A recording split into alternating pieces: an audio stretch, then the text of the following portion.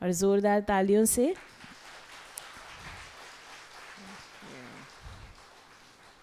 Okay. So we thought we'll have a few questions, लेकिन अगर आपकी कुछ प्रेरणा है तो आप क्लास भी करा सकते हैं। हमने ऐसा सोचा था कि हम संडे इवनिंग को कुछ क्वेश्चंस लेते हैं।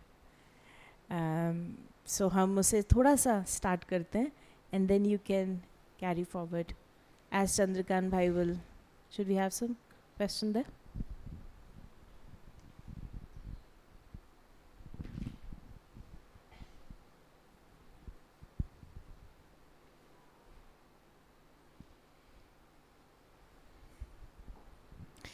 So every Sunday we have a question answer session with Asha Didi, and today we are doubly lucky that we have you. So thank you. जैसे आज की मुरली में बाबा ने हमें प्रतिज्ञा कराई, और ये मुरली है 94 की,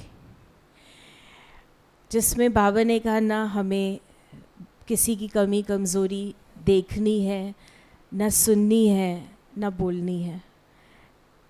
and a very practical question आपसे, क्योंकि आप तो दादी जी के भी साथ रहे, बड़ों के साथ हैं, अभी आप जयंती दीदी के साथ हैं, और आप सारे यज्ञ को, मधुबन को, सबको बहुत गहराई से देखते हैं।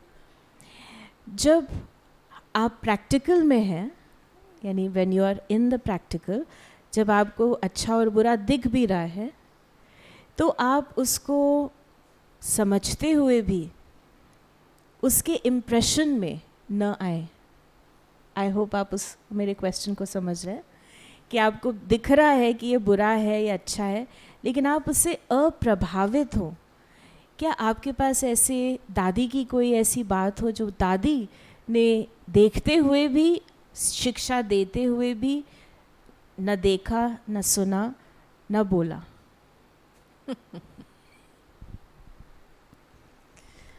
ओम शांति। हम जब भी यहाँ आते हैं ना, हमको ORC का परिवार बहुत प्यारा लगता है। पता नहीं आप लोगों में क्या खूबी है, लेकिन जब भी शाम का योग होता है ना, बहुत पावरफुल होता है। जैसे लगता है कि यहाँ से जो साकाश जेनरेट हो रही है, पूरा भारत को पालना दे रही है। ये जो आपने प्रश्न पूछा अभी, मैं प्रतिज्ञा से शुरू करूंगी, क्योंकि हमारे कई जीवन के नियम या सिद्धांत होते हैं, और जो हम इनको फॉलो करते हैं तो हम सेफ्टी में रहते हैं। दादी जानकी जी का मैंने देखा एक वेरी प्रैक्टिकल नियम था, वो किसी का भी बुराई सुनने वाली नहीं थी। मुझे याद है हम दादी जी को एक बारी वॉकिंग लेके गए थे क्लास के बाद। उनका वो भी नियम था, हर रोज़ 20 मिनट वॉकिंग करे क्लास के बाद। तो वैसे तो साइलेंस में होता है, लेकिन इस बारी आधे से दादी ने फिर मेरी तरफ देखा कि कुछ पूछना है, कुछ बोलना है। तो हमने फिर हल्के रूप से बोला, दादी वैसे तो सब कुछ ठीक है, लेकिन बस ये एक व्यक्ति के साथ कुछ हो रहा है कि वो मेरी बात नहीं मान रहा है, ऐसा वैसा वैसा है। 1 मिनट भी पास नहीं हुआ, दादी ने मुझे इतनी आंख दिखाई, तुम क्या चाहती हो कि दादी तेरी बात माने कि वो ऐसा है? तुम ऐसे बोलेंगी तो ऐसा संस्कार बन जाएगा और फिर तेरे पद पे असर आएगा। दादी सुनना नहीं चाहती है, और फिर साइलेंस में सारा वॉकिंग कर दिया।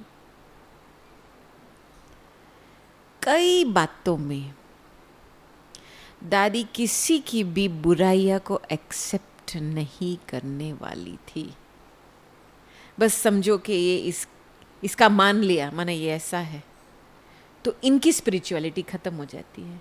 फिर जो उस आत्मा को बाबा से मिलना, कुछ शक्ति मिलनी है, वो दादी निमित्त नहीं बन सकती उसके लिए। तो एक है निमित्त और रिस्पॉन्सिबल माना क्या, कि कोई भी हालत में मुझे ऐसे अपने को रखना है कि बाबा की शक्ति पहुंचे लोगों को। और मैंने थोड़ा सा भी किसी के प्रति कुछ मन में रखा ना, तो बाबा की शक्ति उस तक पहुंचेगी नहीं, और वो मेरी कंप्लेन करता रहेगा। कंप्लेंट क्यों आती है हमारी? क्योंकि जो आपने बाबा से पाया है वो हमको मिल नहीं रहा है। सूक्ष्म बात है। तो दादी वॉज वेरी रिस्पॉन्सिबल इस बात में। और दूसरी बात कि कभी कभी ऐसे होता था, मुझे याद है ऑक्सफोर्ड में टाइमिंग्स होते हैं भोजन के लिए, 12 से 2 बजे रिट्रीट वालों को देते थे टाइमिंग। तो एक बहन आ गई थी 2:30 बजे, किचन बंद हो गया था, सर्वरी बंद हो गया था, और बड़े ऐसे आकर कि मुझे अभी खाना चाहिए, ये करना चाहिए। तो जो रिसेप्शन में बहन थी उसने उसको समझाने की कोशिश, अरे बहन आप थोड़ा लेट आए, अभी चाय 4:30 बजे होंगी तभी लेना। तो वो क्या हम लेट आते, बाबा का घर है, हमारा हक है, कुछ खाना होना चाहिए। और ये रिसेप्शन में बैठने वाली बहन थोड़ी स्ट्रिक्ट थी इन बातों में। तो फिर ये जो बहन आई थी शाम को जब दादी को मिली, तो उसने बहुत कंप्लेंट निकाली ये रिसेप्शन की बहन के बारे में। तो दादी ने ऐसे ही 2 मिनट सुना, अच्छा लेकिन मेरा अनुभव ऐसा नहीं है।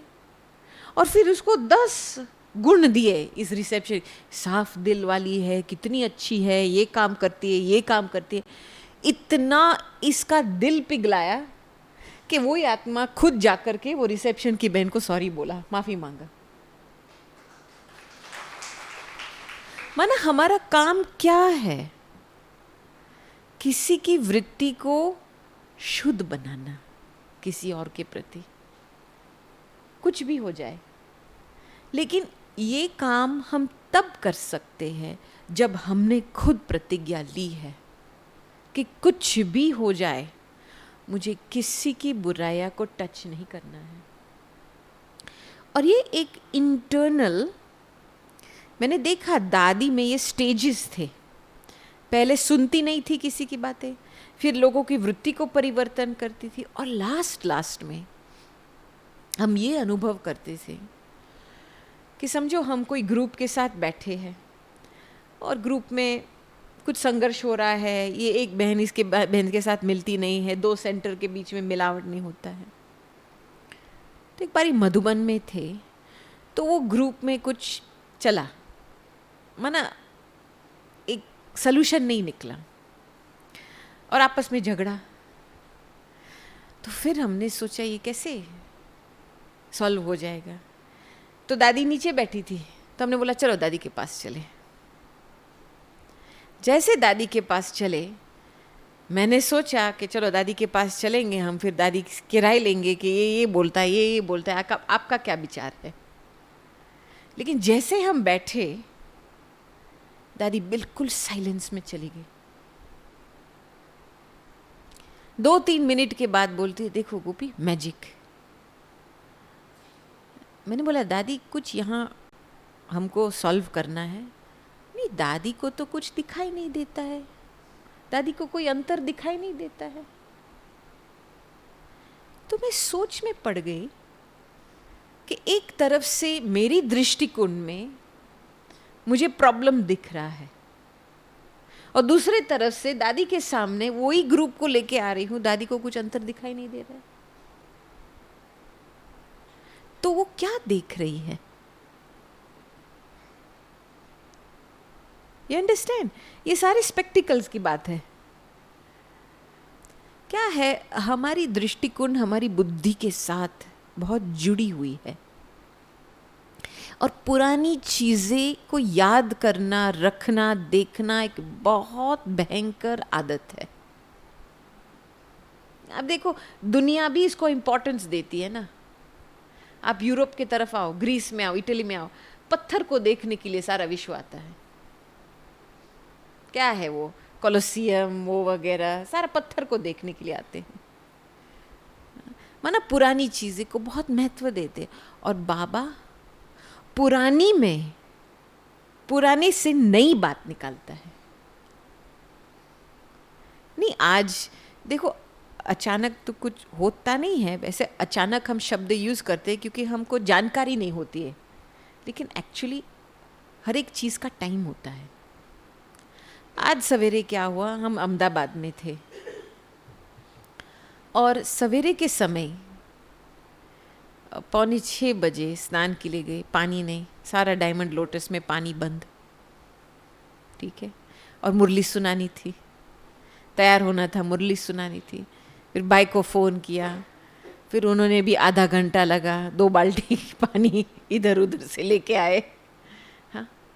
और फिर जैसे वो 2 बाल्टी लेके आए, बाहर मौसम बिल्कुल बदल गया, जैसे तूफान शुरू हो गया, इतनी तेज़ हवा, इतना क्या बारिश हुई। तो मैंने बोला थैंक्स प्रकृति को, यहाँ पे स्नान नहीं मिला लेकिन बाहर तो स्नान मिला, शावर मिली ना। मैंने अंदर से अपनी स्थिति को, ऐसे नहीं कि देखो नहीं पानी बंद हो गया, अभी क्या करेंगे, क्या होगा। खेल है ना, खेल में खेल है। तो हमारी दृष्टिकोण को बदली करने में ये हमारा पुरुषार्थ है। मैं आज सुदेश दीदी का उदाहरण बता रही थी कि एक बारी क्या था, वो किचन में थी तो कोई बहन वो क्या अचार का बॉटल खोलने की कोशिश कर रही थी, तो उसका होता नहीं था, तो दीदी ने आकर के मदद किया। एक बॉटल पकड़े, दूसरा टॉप पकड़े। अभी आपको पता है ना अचार में कितना तेल होता है, तो वे ऐसे कोशिश करके ऐसे यूं ही अचानक टॉप निकला तो सारा अचार दीदी के ऊपर, पूरी साड़ी। तो फिर दीदी की अवस्था देखो, 1 सेकंड देखा, बोला देखो होली जल्दी आ गई। समझ में आई बात? समझ में आई बात? मैं क्यों ये बातें बता रही हूँ? क्योंकि ये एक दृष्टिकोण की बात है, परसेप्शन की बात है। हर बात को राज समझ करके उसको परिवर्तन करना, तब जाकर के आप डिस्टर्ब नहीं होंगे। नहीं, नाज नखरे दिखाते हैं क्योंकि राज नहीं समझ में आता है हर बात का। ठीक है, बहुत ही अच्छा है, very nice. And you know आपने एक शब्द बोला था कि आप अपने पद को अफेक्ट करते हैं अगर आप कोई भी डिफरेंस देखते हैं, क्योंकि आपके जो अभी आपने एक्सप्लेन किया कि हम जो बाबा चाहते हैं, बाबा की जो शक्ति है वो उस आत्मा तक ट्रांसफ़र नहीं कर पाते। तो दादी ने अपने को ऐसा बना लिया, एंड हम सब भी ऑफ कोर्स यही कोशिश कर रहे हैं। 2 चीज़ हम आपसे पूछेंगे। वेरी इम्पॉर्टेंट थिंग जो आपने बताई, पुरानी बात, और हमें भी ऐसा लगता है कि कहीं ना कहीं पुराने इम्प्रेशंस किसी व्यक्ति के भी, वो भी हमारे अंदर होते हैं, तो भी हम उसको उस दृष्टिकोण से देखते हैं। उसकी जो पुरानी पर्सनालिटी होगी, इमेज होगा, इम्प्रेशन होगा, तो वो हमको वही ट्रिगर करता है हमारे अंदर, राइट? जो उसके पुराने परसेप्शंस हैं, जो हमारा पुराना उसके साथ लेन देन हुआ है। और अभी जो बाबा हमसे चाह रहे हैं, जो दादी ने अचीव कर लिया, and we look at the time, हमें दिखाई दे रहा है कि समय कैसे आगे बढ़ रहा है। तो ये जो प्रतिज्ञा है ये दृढ़ हो जाए, क्योंकि कई बार जब नॉर्मल साधारण रूप से चलते हैं तो ऐसा लगता है कि एक ही व्यक्ति सब कुछ कर रहा है, यू नो, अब हम ही सारा चेंज हो जाएं। कई बार नॉर्मल कोर्स में होता है ना, हम ही चेंज हो जाएं सारा, और तो कोई चेंज नहीं हो रहा। जब एकदम साधारण रूप में आ जाएंगे, because one person is just changing and doing, may be the other person जो साथी है वो नहीं चेंज हो रहा है, लेट्स से वो अपनी एक साधारण अवस्था में। लेकिन हमें ये समझना है कि हमें अगर दादी जैसा बनना है तो हम अपने को चेंज करें ना। How to increase that capacity कि हमें ये फीलिंग भी ना आए that I am doing something great, हम बहुत बड़ा कोई बहुत बड़ा पुरुषार्थ कर रहे हैं, ये सहज हो जाए हमारे लिए। देखो, एक दो बातें हैं इसमें। एक है, हम जो चीज़ पकड़ के बैठे हैं ना, पुरानी नहीं, नेगेटिव हुए, विकार के संबंधित है, हम इसको वैल्यू देते हैं इसीलिए पकड़ के बैठे हैं। बाबा पुरानी क्यों बोलता है? बाबा कभी नेगेटिव पॉजिटिव नहीं बोलता है। बाबा के शब्दों में आता है पुराना नया। माना ये चीज, ये व्यवहार, ऐसे सोचना, ऐसे करना ओल्ड फैशन्ड है। You understand? ये अभी हमारी लाइफस्टाइल नहीं है। और बाबा हमको एक बिल्कुल नया विजन देता है कि नए स्वरूप में आपका चेहरा कैसा होगा, आपका बोलचाल कैसा होगा। तो ये जब विजन पैदा होता है ना नए का, तभी स्वतः ही अंदर से आता है कि कुछ भी हो जाए मुझे बदलना ही है, ऐसा बनना ही है। मैं किसी और को देख करके बदल नहीं रही हूँ। इसमें ईगो की बात आती नहीं है। ईगो की बात तब आती है जब पर चिंतन होता है। अरे मुझे क्या ग्रेट बनना है, बाबा ग्रेट है ना, बाबा करण करावनहार है ना। मैं दूसरों को देखती हूँ तब थोड़ा सा कंपैरिजन आता है, तब फीलिंग आती है। लेकिन जब अंदर से क्लैरिटी होता है कि मुझे नया किस रूप से बनना है, तो ऑटोमेटिकली अंदर से आवाज निकलता है, मुझे ही परिवर्तन होना है, कुछ भी हो जाए। ये कोई बाहर वाले का काम नहीं, अंदर की है। You understand? A very subtle shift. तो यही बात हमको देखनी है कि मेरा नया विजन क्या है। मुझे अपने आप को बाबा की दृष्टि में रखना है। देखो, बाबा की दृष्टि में इतना कुछ भरा हुआ है, स्नेह, शक्ति, एक दर्पण है। जो आप सवेरे के दर्पण में आप अपने आप को देखते हो ना, आप अपना स्वभाव को देखते हो, अपना चरित्र को देखते हो, ये 1% है। लेकिन सवेरे के समय जब बाबा की दृष्टि में हम बैठते हैं ना, तो क्या महसूस होता है, उसका विजन बनाओ। फिर धीरे धीरे धीरे जैसे आप बाबा की दृष्टि लेते रहेंगे ना, आपकी एक लाइट की विजन पैदा होंगी खुद के लिए कि मैं ये हूँ। वाओ! और खुद के साथ इतना प्यार हो जाएगा, you will fall in love with yourself. But this is subtle. ये बाबा की दृष्टि से होता है। जब हमको कोई कुछ प्रॉब्लम महसूस होता है ना, मैं दिमाग नहीं लगाती उस समय, क्योंकि मेरी ये मान्यता है कि मुझे एक प्रॉब्लम दिखाई देती है, माना मैं ही प्रॉब्लम हूँ, इसीलिए मुझे प्रॉब्लम दिखाई देती है। कुछ मेरी दृष्टिकोण में गड़बड़ है, तो मैं क्या करती हूँ, मैं बाबा के पास जाके बैठती हूँ और बिल्कुल वो जैसे चश्मे निकाल के बाबा को दे देती हूँ। और उसी समय मुझे जो दृष्टि द्वारा मिलता है, मुझे फीलिंग आती है, इसका राज, इसमें राज क्या है। और जब मैंने राज को पकड़ा तो नो प्रॉब्लम, कुछ भी हो जाए नो प्रॉब्लम, सब में कल्याण है। ये सूक्ष्म पुरुषार्थ है। खुद को हम लोग, हमारी दृष्टिकोण को हम चैलेंज नहीं करते हैं इतना। हम जो भी मन में विचार आया राइट समझते हैं, जो भी देखा राइट समझते हैं। लेकिन ड्रामा अनुसार, जैसे भाई साहब कहते हैं, right is right, wrong is also right, सब कुछ एक्यूरेट है। वेरी ब्यूटीफुल जो आपने अभी हमें अपना पुरुषार्थ भी बतलाया कि हमें अब उस लेवल पर पुरुषार्थ करना है।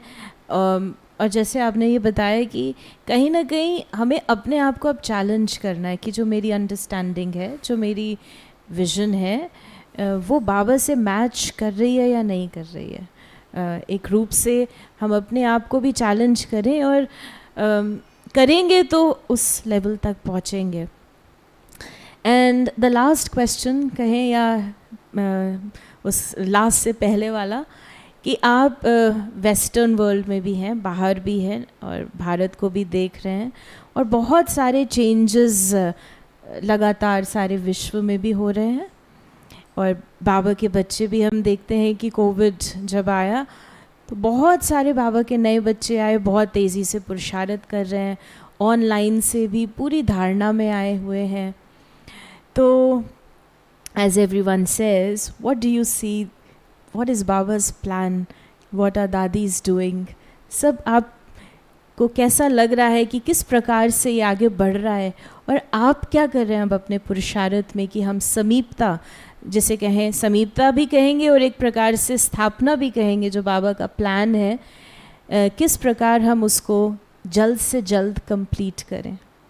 हम दुनिया की हालत को भी देख के, चीज़ों को देख के और अपने स्थिति को देखते हुए आपकी अंडरस्टैंडिंग क्या है और आपका पुरुषार्थ क्या है.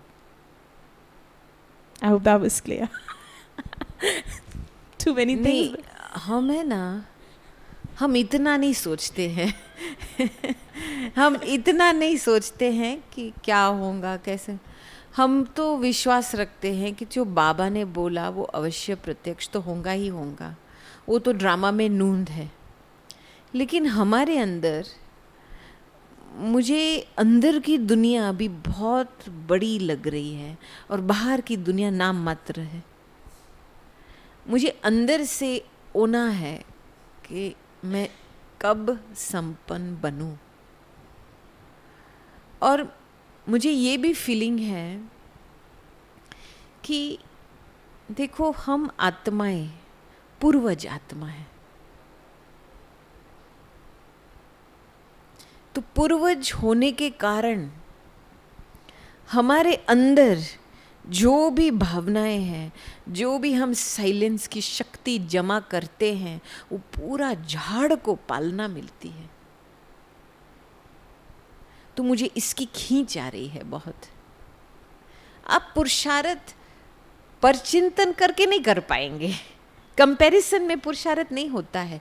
पुरुषार्थ अपनी भावना, जो अंदर की भावना है, जो अपना पार्ट है, उसके हिसाब से पुरुषार्थ होता है.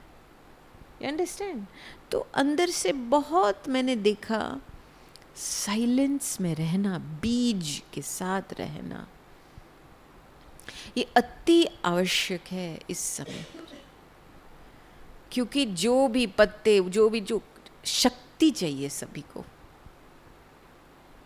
हर बात में अभी सभी को शक्ति चाहिए. और जितना मेरा तन मन धन सोच संकल्प श्वास सफल हो सकता है इसमें, मैं इतना सफल कर सकती हूँ. बाकी क्या है, दादियों के लिए इन्होंने बहुत समय से देह के अहंकार को मारा है. ये देही अभिमानी बनना माना खुद को बॉडी के कॉन्शियसनेस से पार ले जाना, again and again and again. इसमें मेहनत है. मोह से छूटना वो तो कॉमन बात है, वो तो इजीली हो जाता है. लेकिन देह के भान से परे रहना, इसमें मेहनत है. और यही मेहनत दादियों ने हड्डी दी है इस मेहनत में, और हम केवल 1% देते हैं इस मेहनत में. You understand. तो बार बार दादिया की यही प्रैक्टिस थी, अपने आप को उपराम लेके चलते थे, शरीर से न्यारा हो जाते थे. इसीलिए दादियों की इतनी कैपेसिटी बढ़ी. नहीं, मैं बार बार कहती हूँ, जो दादी जानकी ने 60 साल की उम्र से 104 तक जो किया है, is physically impossible for human being. सारा विश्व का भ्रमण किया है, कितने देशों में सेंटर्स खोला है, अथक सेवाधारी, 100 गुना और एक्स्ट्रा सर्विस की है आफ्टर द एज ऑफ 60. ये तो बाबा कराने वाला है, लेकिन निमित्त भी ऐसा होना जो बार बार अपने शरीर की खींच से न्यारे हो सकती है. तो दादी की पर्सनल जो अभ्यास थी अशरीरीपन की, उससे बहुत परिवर्तन होता था।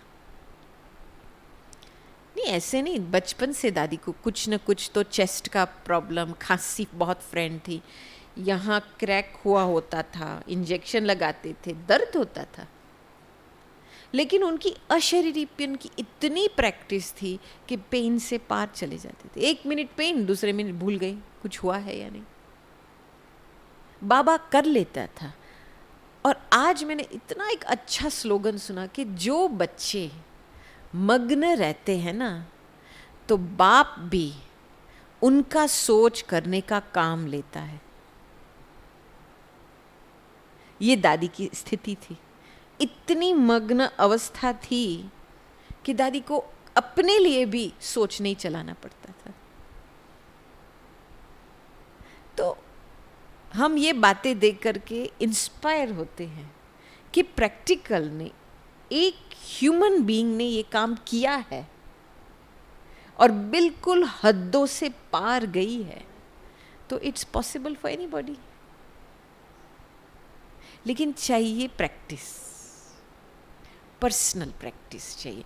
चलो, हम तो पास मार्क्स लिए हैं, अमृत वेले सभी उठते हैं, ठीक है, चलो ये अच्छा पास हो गया, क्लास में सभी आते हैं, इसमें भी पास हो गए।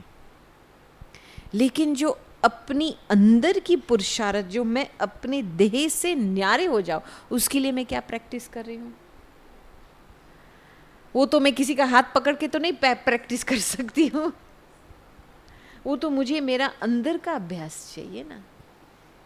मुझे एक बात, हर एक वरिष्ठ जो है उनके एक ऐसी प्रैक्टिस होती है, दादी जानकी की उपराम जाने की 5 स्टेप्स होती है। निर्वैर भाई बहुत अच्छा बताया, जब भी वो अहमदाबाद में थे लास्ट ईयर और उनकी तबीयत ठीक नहीं थी, तो मैं जाकर के उनके साथ रही थी।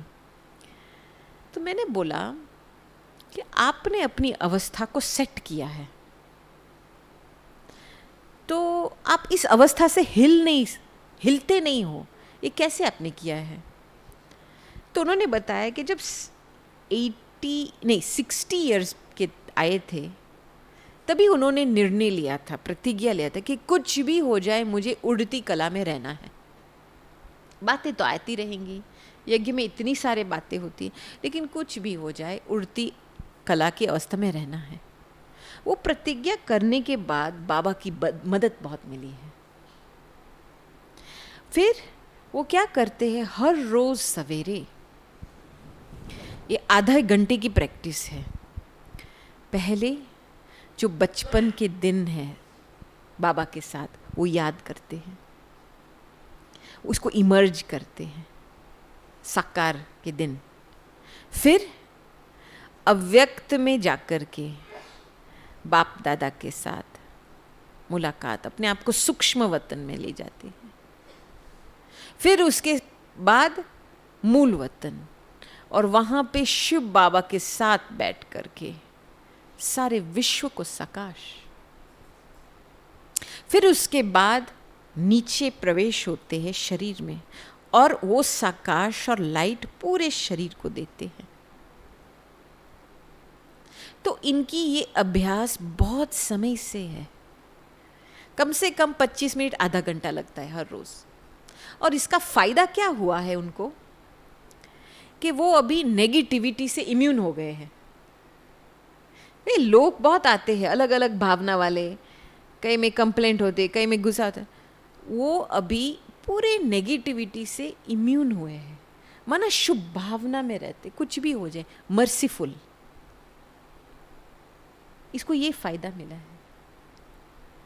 तो मुझे अपने लिए देखना है ना कि मैं कौन सा सूक्ष्म प्रैक्टिस अपनाऊं ताकि अपना मन मजबूत रहे, उसको एक्सरसाइज मिले।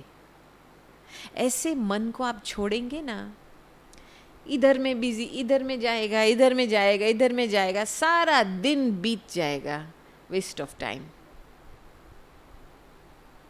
क्योंकि मन को एंगेज रखना होता है।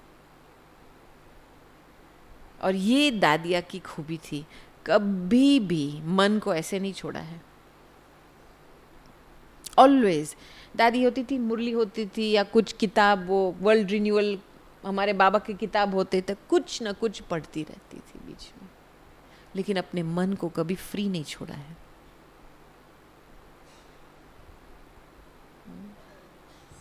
Okay, so very very deep, बहुत आपने सूक्ष्मता से, गहराई से हमें दादियों का भी पुरुषार्थ, वरिष्ठ हमारे भ्राता जी का भी पुरुषार्थ बताया, और ऐसा हमें महसूस होता है कि आप भी कुछ गहरे पुरुषार्थ कर रहे हैं और इंस्पायर कर रहे हैं कि हम सब भी उसी मार्ग पर चलें। So thank you once again Gopi दीदी for sharing your time, and we hope कि आप जल्दी जल्दी आया करें।